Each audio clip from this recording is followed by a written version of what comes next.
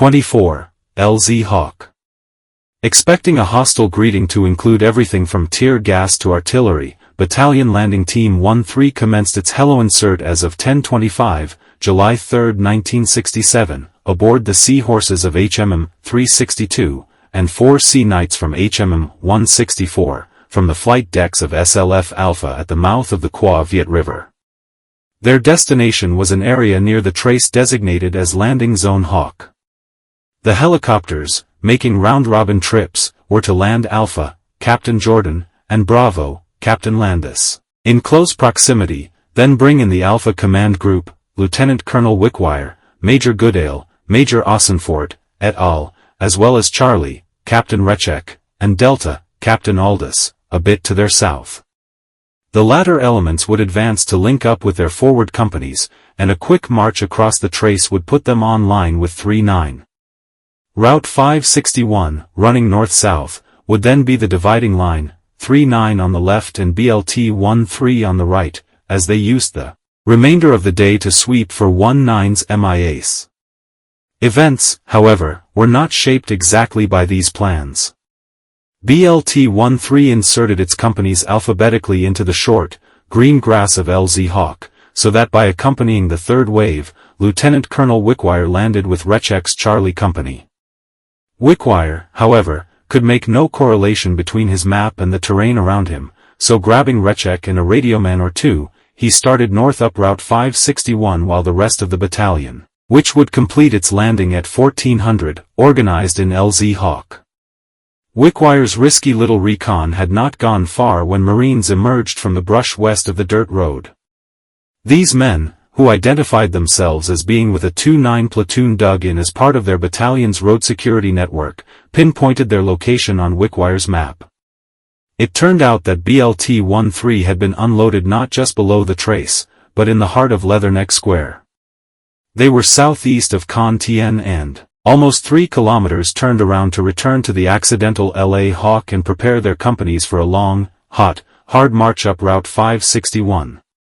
The why of this gross error was not detailed in BLT-13's after-action report, except to comment that having only been briefed by the 9th Marines between 7:30 to 8:30 it was unrealistic to expect them to begin their helilift at 10:30. A better solution would have been the issuance of a warning order to the BLT shortly after the alert that would have avoided the cramming of an adequate 9 and 1 of 2-hour reaction time into an inadequate 2 hours. The necessity for adhering to the doctrine of a helicopter reconnaissance of the LZ by the ground unit and helicopter unit commanders prior to landing the lead elements was again made clear when the lead elements were landed 2,500 meters south of the designated landing 1. This resulted in a considerable delay in the BLT fixing its location on the ground and moving to its objective. BLT-13 rolled with the punches of this additional problem in large part because of solid company commanders. Captain Jordan of Alpha Company was a calm, methodical, and self-confident cigar-smoking product of Macon, Georgia, and the U.S. Naval Academy's class of 1963. He had been in combat with the battalion for almost 2 years, serving as a platoon commander and company exec before extending his tour to get Alpha Company. He was, in the words of Sergeant Tom Santos, his F.O., fantastic. He led from the front. When the company had rest stops during sweeps, Jordan would take his XO and conduct reconnaissance forward of the unit, and when VC tunnels were discovered, it was not unknown for Jordan to personally climb in head first with a flashlight and a borrowed .45 pistol. Jordan had become so casual that he continued to wear his sniper bait rank insignia, and he no longer bothered to clean or carry his own rusty .45, why bother, as he joked to Sergeant Santos, since he'd only fired it twice in combat. Once he'd almost shot his gunnery sergeant, and he couldn't account for the other bullet. Captain Landis of Bravo Company was small, dark, and intense. He was a former enlisted man, having joined on his 17th birthday. He left the Corps long enough after his first hitch to get a college degree, and his initial assignment with the BLT had been as the S-3A. Landers came to Bravo Company after their mauling on Beau Charger and had not yet been seriously tested. He did, however, know how to motivate people he cared, and it showed. And he gave the appearance of a brave, aggressive captain of Marines who could handle whatever might arise. Captain Rechek of Charlie Company was, perhaps, the battalion's most impressive company commander. He was a former recon Marine, a short, stocky weightlifter, a little iron man, thought Landis, and he operated with precision and an air of quiet confidence. He was icy, commented one of his privates, Rusmasel, currently with the 81mm mortars. He never changed his expression, but he had a presence. He gave orders and they weren't to be altered. Captain Aldous of Delta Company was good, but much more subdued and nondescript than his peers.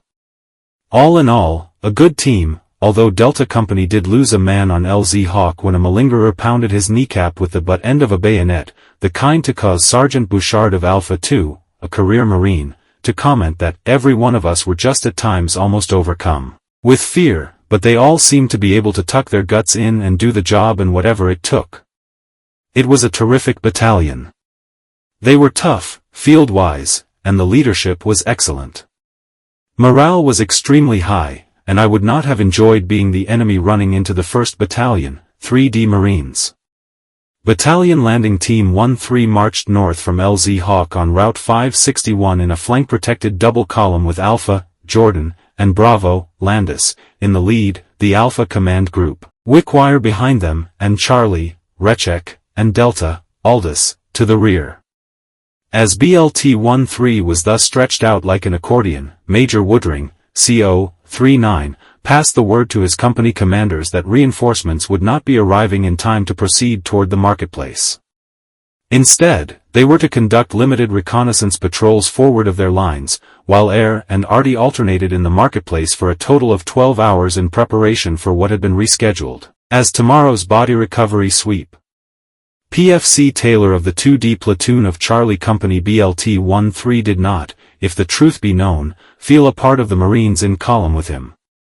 Taylor was a stocky, strapping, and handsome, in the all-American boy mold, 19-year-old from Chicago, a very good kid from a very bad home, who wanted nothing more than to be a real part of the platoon. He wanted that so badly that he always tried too hard. He was constantly trying to be funny. But Sergeant Jones, his super squad leader, and Corporal Muller, his bullying fire team leader, as well as most of the guys in the squad, had all been with Chicken Shit Charlie since Key San. They talked endlessly of Key San, as if to rub it in your face, thought Taylor. As if to say they were better than you. Taylor humped along now in awe, as always, of these salts, who, it was easy to forget, were his own age, while simultaneously resentful of their rejecting cliquishness. You had to earn their respect, and you never could. It was going to take time, and you didn't know if you were going to live through that time. Charlie 2, which was commanded by 2 DLT John V Francis and Staff SGT John J. Malloy, was progressing through this fallow, shell-pocked farmland when Taylor noticed a dead NVA, belly up in the tall grass. He was just lying there. Taylor called to the others, "Check this out, man," as he produced his camera again. The NVA was a fresh kill, just going a sickly gray, and although he still wore his boondockers, his headgear, weapon, ammunition, and equipment were gone. The NVA lay with his fatigue shirt pulled open, one knee pulled up, a hand on his belly, head bent back, and face to one side and lost in the overhanging greenery. He was a big guy, taller and heavier, Taylor realized, than himself, which gave him a bad feeling about what they were heading into. "Look how big that Sanovich is. I thought the gooks were like small. Are we fighting the Chinese? Who the hell are we fighting out here? Is this like a Chinese Mongol, or what?" Taylor, who was souvenir crazy as well as a photo freak, noticed something else. The NVA had a round metal canteen with a bottle top, the cap was missing, cradled in a canvas strap. Its green paint was chipping, it was spotted with dried blood, and Taylor wanted it. They had been trained not to touch bodies in case of booby traps, but in another mover for which Sergeant Jones was constantly taking bites out of his ass, Taylor scooped up the canteen. He slung it over his shoulder. They could have stayed with this novelty for an hour. The NVA, after all, usually evacuated their dead, but they were causing a commotion in the platoon file and Sergeant Jones barked them along. "Let's go. Let's move it. Leave it alone." Captain Jordan of Alpha BLT-13 had an unusually full complement of outstanding lieutenants along with him for this march from LZ Hawk. They included his exec, 2 DLT Marv Matsumoto, as well as 2 DLT Norm Coleman of 1st Platoon, 2 DLT Dennis Kendig of 2D Platoon, and 2 DLT Dave Snyder of 3D Platoon.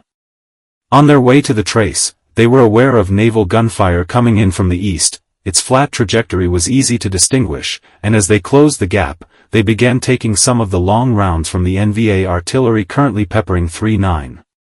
Those rounds were also easy to distinguish by sound, coming down from on high with a whistling rush, and the column stopped and started on their cue. The noise was enough to make everyone drop to one knee, but the rounds never hit close enough to produce a whole-searching scramble. It was scorching hot, and along the way Sergeant Bouchard, Kendig's right guide, noticed another NVA off to the side, this one decomposing and partially buried. His comrades had previously laid him in a shallow grave, but recent vehicle traffic had kicked apart his resting place. Marines passed him with cheerful smiles. "Good morning, Charlie." Nearing the trace, they could occasionally catch the smell of decomposing flesh. It was shocking to realize that fellow Marines, dead Marines, contributed to the foul wind from the marketplace. The platoon crossed the wide-open expanse of the trace in a well-spread-out rush, and Bouchard, hot and tired as he navigated the chopped-up earth, suddenly tripped over something. He looked down. It was a skull. He gave it an angry, irritated kick that sent it bouncing away, and it wasn't until they stopped on the other side of the trace that it came to him. "Hey, Ken, that was a human skull that you kicked. Jesus, you've become this hard individual." Sergeant Bouchard then noticed the ripped and blood-splattered mounds of helmets, flak jackets, and deuce gear, enough to equip 50 or 70 Marines. God! He rose again, as the platoon pressed on, still in the lead. "We are really going to be in some shit here." Everything changed for the Marines of BLT-13 after they crossed the trace. Lieutenant Kendig's Alpha 2 was directed to effect the link-up with 3-9 along Route 561. And as they moved out, CPL Stanley A. Witkowski, of the attached rocket team, took note of the blown-to-hell ontus that sat on a small mound. There were also laws lying abandoned in the brush, a Marine helmet that had been blown totally inside out, and another Marine helmet that Witkowski saw in which the NVA had left the previous owner's peeled-away scalp. Scary, he thought, an emotion LCPL. Stephen Lind, a machine gunner also attached to the platoon, would have seconded as he passed the bloody bandages and deuce gear hung up on the hedgerows. The NVA who had done this were still in the area.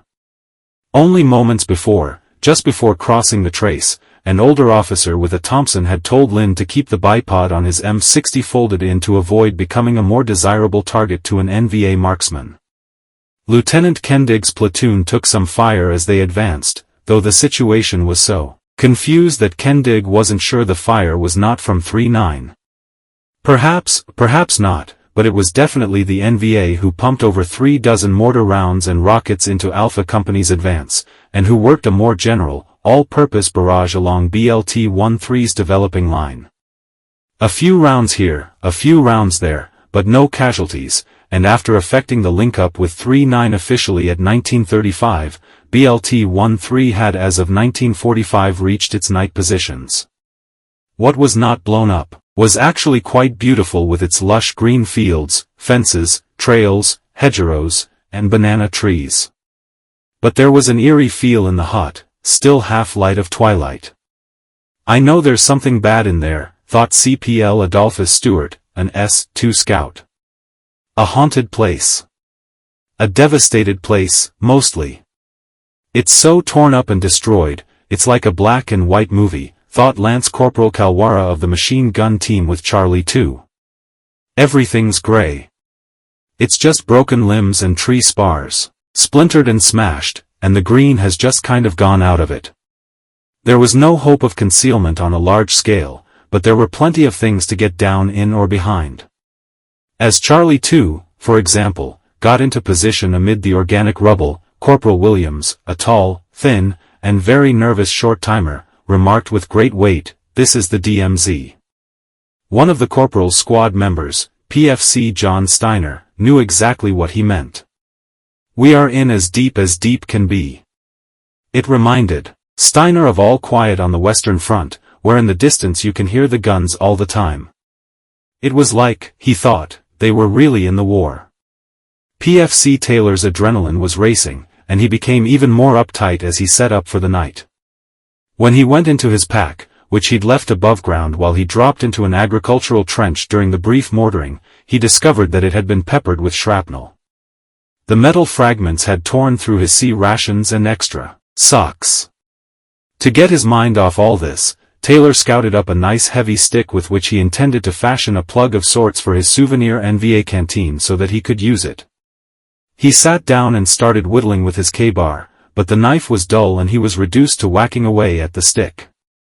Their platoon sergeant, Staff Sergeant Malloy, whom Taylor considered tremendous, though he walked around hunched over and preoccupied, but, in fact, took in everything called to him, "You better watch out, you're going to hurt yourself." As if on cue, Taylor missed the stick with the K-bar and laid open his left hand. There was a gush of blood and a stunned, painless moment. "I can't believe I did this." The next thing he knew there were 4 or 5 Marines there, including a grimacing Staff Sergeant Malloy, "You stupid asshole," and they wrapped the wound tight. The cut was all the way to the bone in the fleshy part between his thumb and index finger, bad enough for a non-emergency medevac. Room would not be made on one for another 2 nights. But not bad enough for Taylor not to feel like an idiot and maybe a shirker. "To this day I feel really embarrassed. I think that the Lord looks at this in a strange way.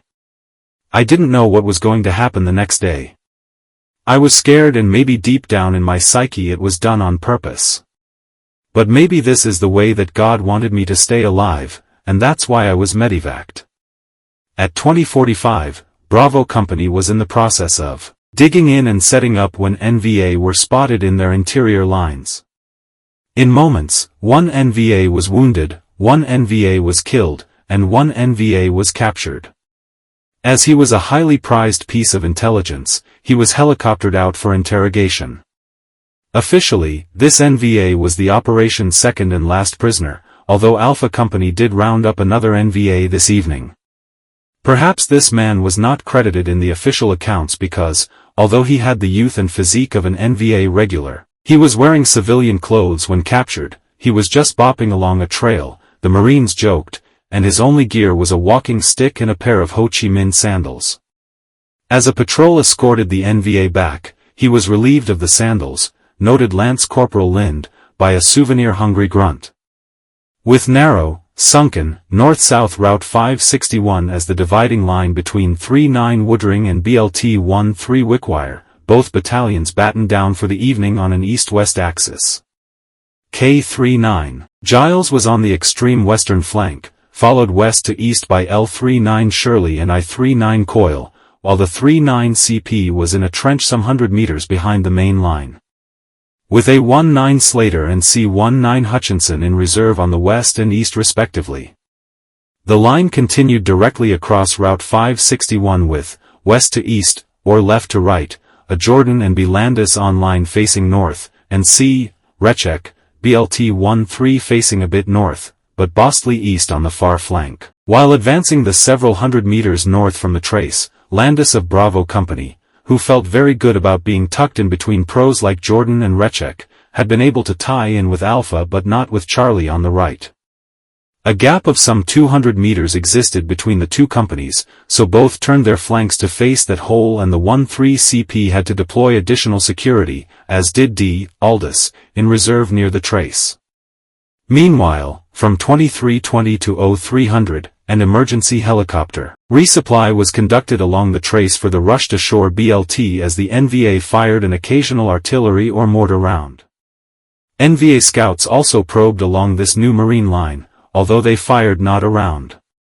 Nervous Marines out on L-Peace whispered into their radio handsets for permission to throw grenades at things they heard or thought they heard. Ilum was also hung in the night sky wherever the L-Peace reported movement, and mortars placed fire on the spots. Fire discipline was such, though, that Marines did not reveal their positions by firing M16s or M60s even though, noted Corporal Witkowski, there was an English-speaking NVA out there, close enough to be heard as he whispered loudly in an attempt to rattle nerves and to produce a few telltale muzzle flashes. "Hey, Alpha Company. Alpha Company, where are you? Alpha. Chapter 25. Killer Kilo. Lordy, it's July the 4th. Here we go again.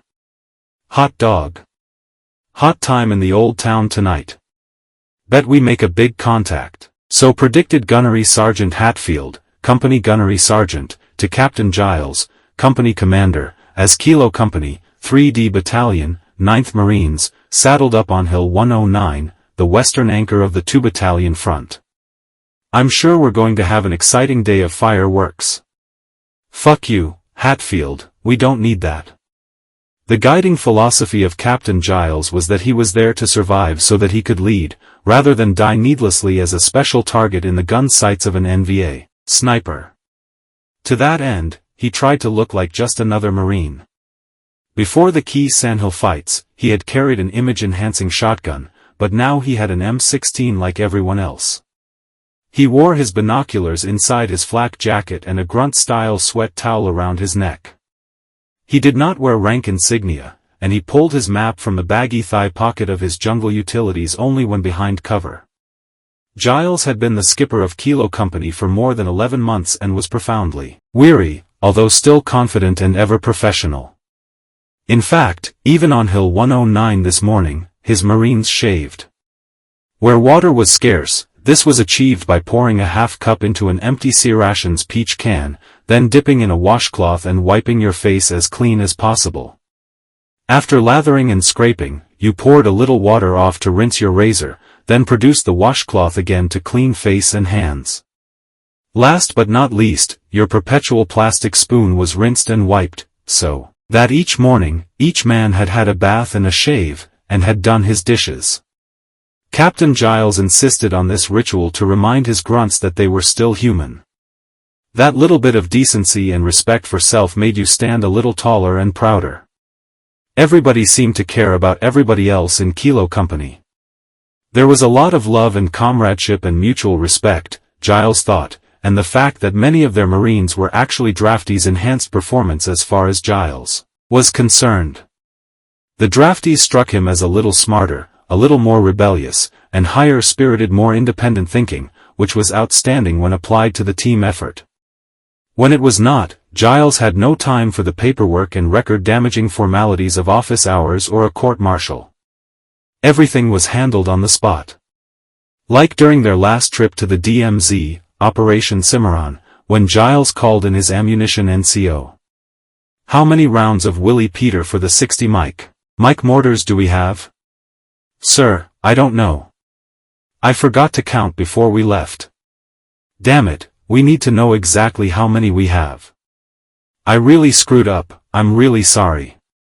"Well, were you acting like a Sergeant E5 ammunition NCO?" "No, sir, I wasn't." "What were you acting like?"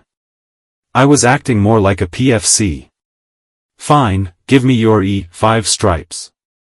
The man unsnapped the small, metal chevrons from his collar. "Okay, you're now a private in the United States Marine Corps. Pick up your rifle, go down and report to Lieutenant Lane as PFC Barnes. When you feel like you can be an NCO in the Marine Corps, perform like one and do the job required, then come back and let me know." Captain Giles was ably assisted in maintaining standards by small and wiry gunny horrible Hatfield, whose seemed, squeezed down, perpetually grimacing face spoke of many hard miles in the old Corps. He had left West Virginia for Paris Island when he was 17, and 2 years later he was with the 5th Marines in Incheon, Seoul, and the Frozen Chosen. With such experience, Hatfield was, in Vietnam, not only the company gunnery sergeant, but also the company executive officer, the company morale man, the company scrounger, the company funny man, the company bad man, the company everything. To Hatfield everything was sorry ass, to include the sorry ass Marine Corps and this sorry ass war, and when he had come aboard during Kilo's and Hoa days it had rid of this madman. He was the most vulgar excuse for a human being that Giles had ever met, a man who made light of everything. The mosquitoes here in Vietnam are big enough to stand flat-footed in a rice paddy and fuck turkeys, and who was absolutely disrespectful of everything from God and the commandant on down. He would walk into Giles's tent in the middle of briefings, cut a loud, long fart, and say, "Excuse me, that's just what I needed to do right then." Within a week or so, though, Captain Giles's feelings had shanned. He began to grow on me, and I realized that he kept things in a proper perspective. He would do anything, absolutely anything necessary to take care of the young Marines in Kilo Company. I mean, he would lie, he would cheat, he would steal, he would barter. I came to love that man more than anybody in the entire company. They should have made a movie about John C. Hatfield, and the only guy in the world that could possibly have played it would be Steve McQueen. That's the kind of rebel he was. Just horrible, horrible, vulgar, totally out of alignment with the world, but the best man in the world to get the job done. When Kilo was besieged atop Hill 70 in May '67, Giles had been at the point of their pinned-down column while Hatfield had been about 80 meters down the trail with the wounded and the mortars. The NVA were all around them, and their perimeter was no wider than that trail. But in the middle of it all, Hatfield hunked Giles up on the radio to ask, "Skipper, what are you doing up there?" "Hatfield, we're fighting for our lives." "Well, I'm back here having just a sorry-ass cup of coffee, and I'm really enjoying it." Of course, he wasn't, but Giles couldn't help but take the bait. "Hatfield, I'm giving you a direct order under combat conditions that you will deliver me a cup of coffee." "Skipper, stick my fitness report in your eye." Giles laughed and signed off, but about 10 minutes later their Hatfield was, running top speed, sans helmet and flak jacket, with a cup of coffee in his hands. Hatfield hopped in Giles's hole and explained, "Sir, I was really worried about my career. I thought I'd deliver you a hot cup of coffee." He handed it over, spun off another bit of dry sarcasm, "You're doing a great job, stay where you are," then climbed from the hole and zipped back to his WIAs and 60 mm's. Gunny Hatfield applied a hands-on approach to any malfeasance among the Marines of what he sneeringly called the Pepsi generation. When a corporal named Saltaformaggio couldn't take it anymore and dipped his canteen into the paddy water they were humping through, which was verboten because of dysentery, Hatfield's voice suddenly boomed out, "Saltaformaggio, there's 5,000 years of buffalo shit in that rice paddy. You drink that water, the gooks'll be able to follow your trail of shit all the way back to the perimeter." When the battalion-level radioman, Charpentier, fell asleep on post one night, Hatfield found him and a corporal named Saltaformaggio couldn't take it anymore and dipped his canteen into the paddy water they were humping through, which was verboten because of dysentery. Hatfield's voice suddenly boomed out, "Saltaformaggio, there's 5,000 years of buffalo shit in that rice paddy. You drink that water, the gooks'll be able to follow your trail of shit all the way back to the perimeter."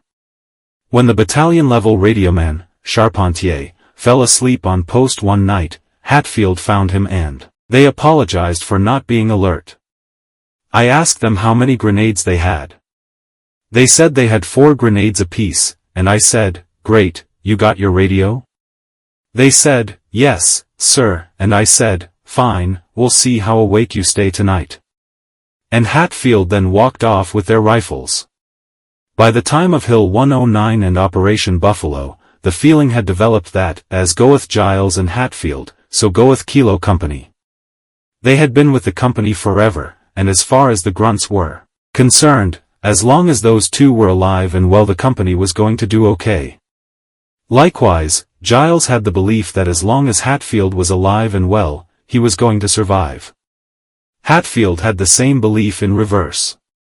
They waited now to push off on this sweep, cigarettes going, as always, and, also, as always whenever they had a moment of spare time, Hatfield pulled a stick of C4 plastic explosives from his pack.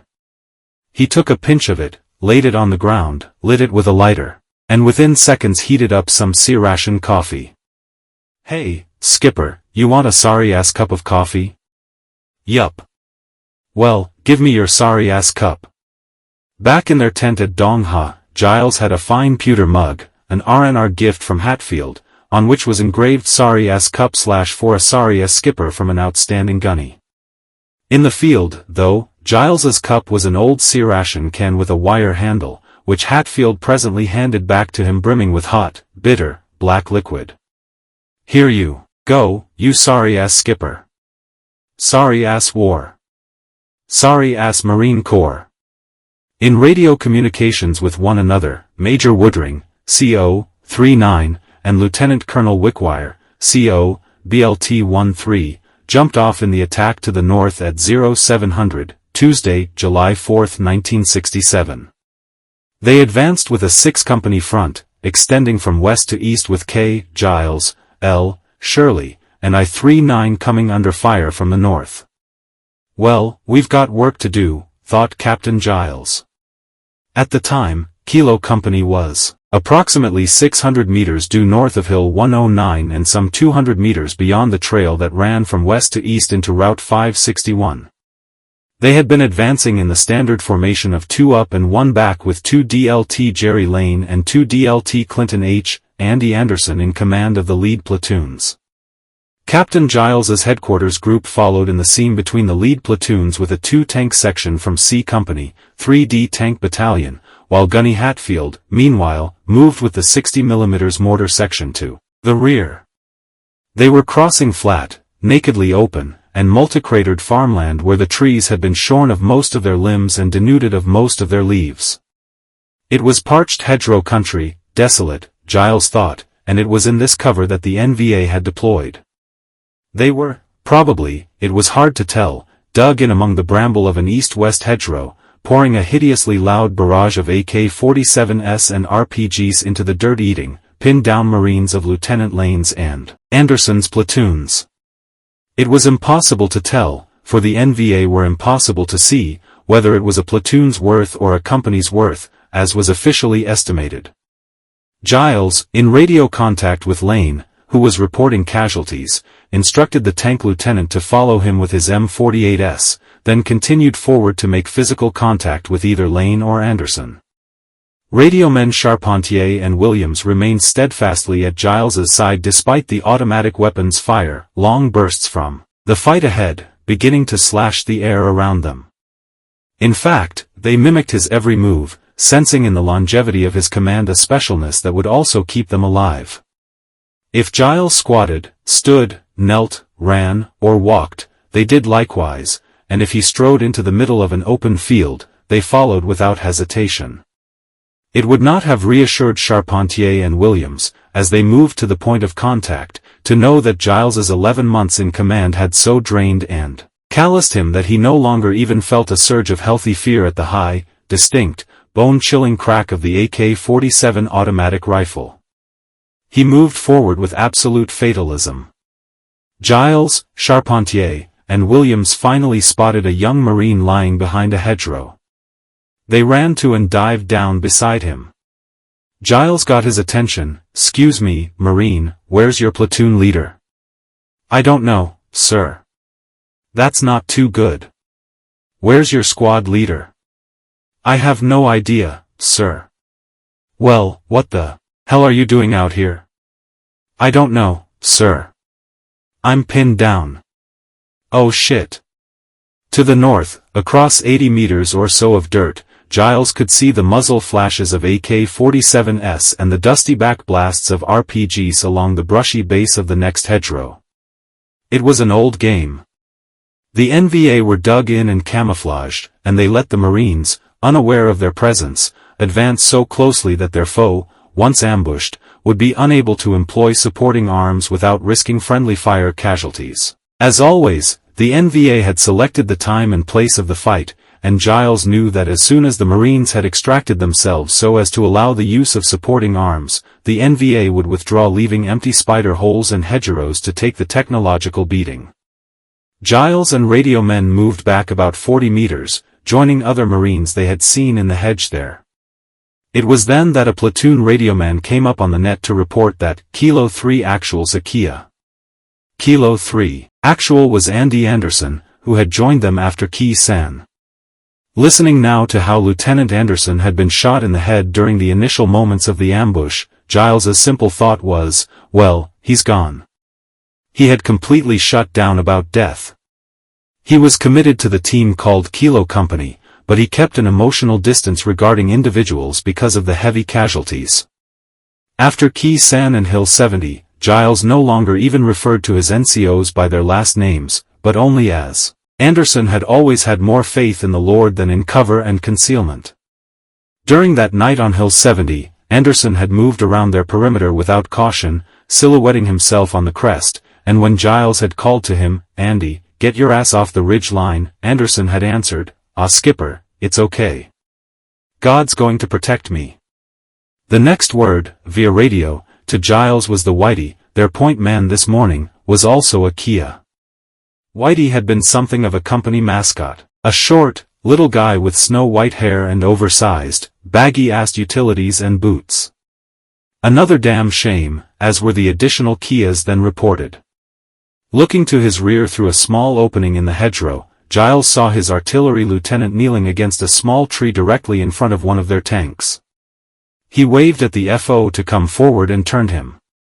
Just then, there was the crack and back blast of another RPG from the enemy-held hedgerow, and Giles felt the warhead whoosh past his head. Too numb to appreciate how close to death he had come, he merely thought, "Wow, that was close, wasn't it?" The RPG exploded to his rear, the concussion of it sending the artillery spotter sprawling in mid-run. He scrambled on up to Giles's position. He had taken a shrapnel wound in the small of his back where his flak jacket had ridden up during his run, and tapped Giles on the shoulder. Giles turned with a, "Yeah? I think I owe you a beer." "Why?" The FO pointed back across the clearing to the tree that Giles had just called him away from. It was crumpled by the RPG hit. In response, the tanks, as noted in 3/9's after-action report, fired at the RPG position with canister rounds, and no more RPGs were fired from that position. While the assault of the 3D Battalion, 9th Marines, west of Route 561, was blunted with the ambush initiated against their K Company at 9:15, and I and L companies were simultaneously mortared, and 2 Marines wounded. Similarly, Battalion Landing Team 1-3, east of Route 561, began to bog down as of 9:30 when their company came under heavy rocket and mortar fire.